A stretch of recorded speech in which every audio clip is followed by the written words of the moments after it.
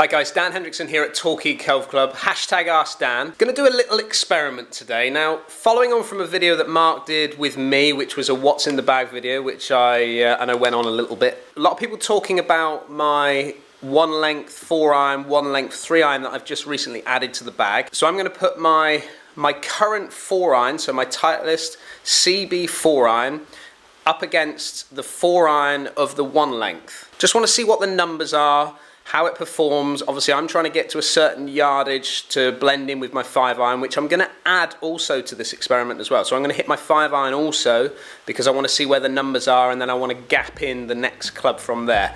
Let's go through this video, let's have a little look, see what kind of comes out best suited for my game.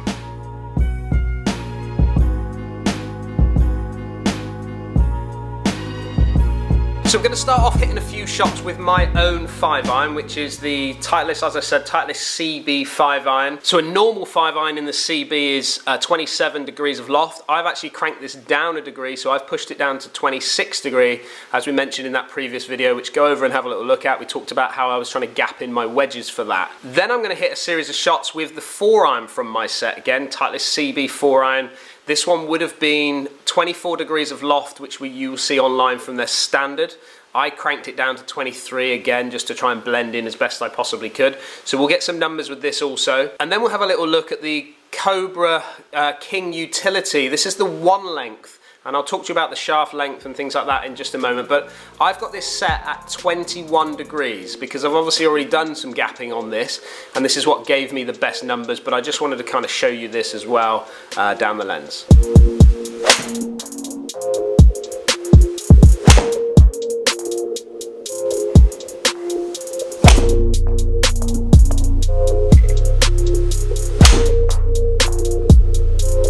Right, the club on the left there is my current 7-iron. So you can see there that that 4-iron is basically the same length as my 7-iron. Now on this one here you've got a little bit of Arcos. There's a little bit of Arcos in the top of this grip, which makes it slightly longer. So the butt of the club would kind of start here. I'd be gripping sort of further down a little bit on both of these under this line. So a big part of this is obviously, you know, when I look over a 7-iron, I feel a lot more confident than I do with a 4-iron, and that's just more to do with the length of the club. It's a bit of a no-brainer when it comes to testing it to see if it could actually work. So obviously the big thing here, the difference between the 4-iron from my set into the 4-iron in the Cobra, is it's a completely different look. Number one, it's a black head over a silver head, or chrome head. It's certainly a thicker top line than what I'm kind of used to, but there's very little offset on this one, which I absolutely love, and I think that probably that blend of the black, sort of shiny black finish into the sort of matte black finish on the face is certainly helping that sort of almost feel like it's taking the offset away a little bit as well, so it blends really quite nicely. Beautiful sort of front line. I always like these on irons, I've said it before in previous videos, but I really like the white streaks a little bit at the bottom. It just helps to sort of line up the club face a little bit nicer.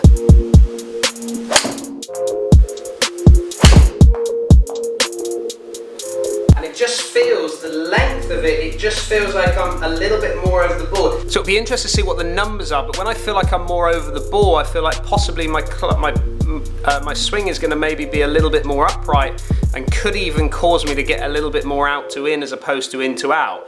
Now again, we'll have to look at the numbers to see if there's any difference there, but that's my kind of feeling, is that being the shorter shaft, I shouldn't be swinging, and I'd swing it more upright, not necessarily more around me.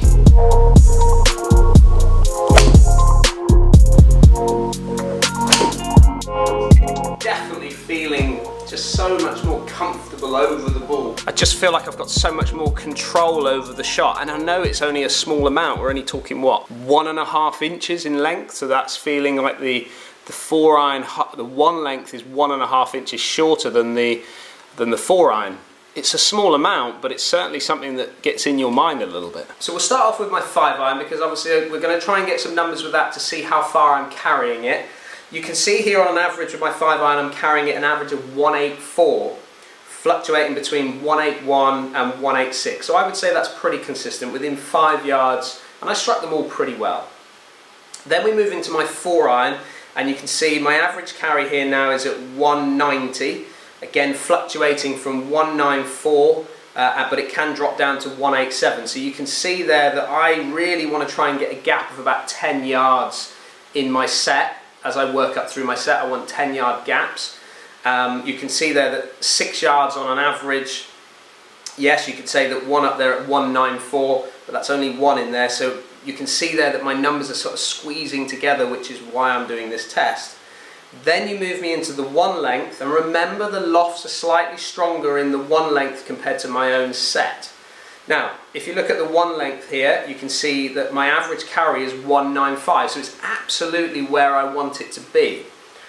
You can see there 199 is my best, but dropping down to 192. So you can see the drop off is not quite as extreme. It's not quite getting into my 5-iron territory, which is why I've kind of looked at this to try and see if I can improve and get these gaps as good as I possibly can. Now let's look at more of the detail as to what happens with the 4-iron compared to the one length 4-iron. You can see my 4-iron in the set is average ball speed at 130 compared to 132 with the one length. So just getting a little bit more out of that head with, again, loft playing its part in this. Launch angles, you can see 14.7 on an average with 4-iron in my set compared to 13.9 on an average with my one length. So coming out a little bit lower with that one length compared to thing, which is something I am concerned about. But we'll look at the peak heights in just a moment. Spin wise, you can see backspin there, 5270, so 5270 on an average, so everything in the 5,000 pluses with my current 4-iron, and then 4.8. Remember I talked about, I was concerned about the spin being a little bit low with the previous models of one lengths that I've tested. However, here we've got what, a 400-500 rev gap between them, so there is a difference there. Then we look at peak height. You can see here 33 yards height with my current 4-iron, moving to 31 yards high, so only a 2-yard gap. I was seeing probably 10-yard gaps in the previous one length setup, so this is a much better height that I'm getting from this. Now, what I also said was about my path, whether that changed at all, because I felt like I was more over the ball, maybe swinging a little bit more upright. You can see that my club path with my current 4-iron is 0.8 degrees in to out, so a little bit out to the right hand side, which is what I expect to see with my irons.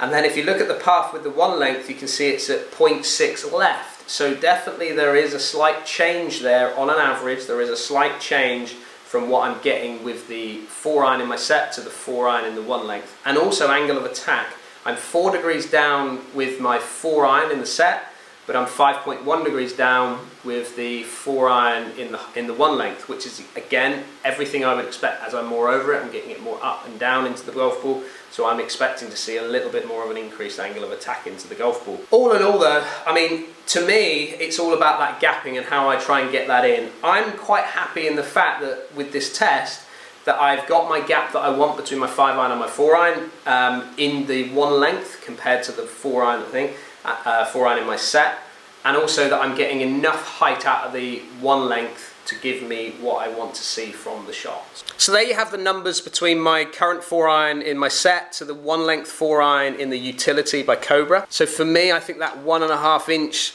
slightly shorter shaft is just giving me that little bit more confidence, should we say, when it comes into hitting the shots.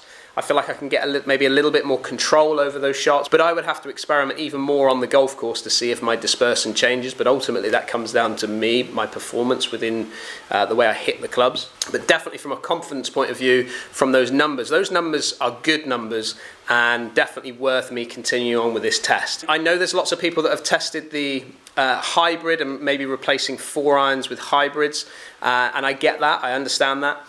For me, I prefer to look down at an iron, which is why I'm trying to move into this side of it rather than moving into a hybrid first. But let me know how you've got on. Have you been out and tested? Have you tried the one length as a concept as a whole? You know, are your gaps right? Also, you know, have you been for a gap testing recently, and to see if you're having any drop-offs in your set? Put your comments down below. Let me know if you're getting what you're getting from those gap tests. Thank you very much for watching. #AskDan, and I look forward to catching up with you again soon.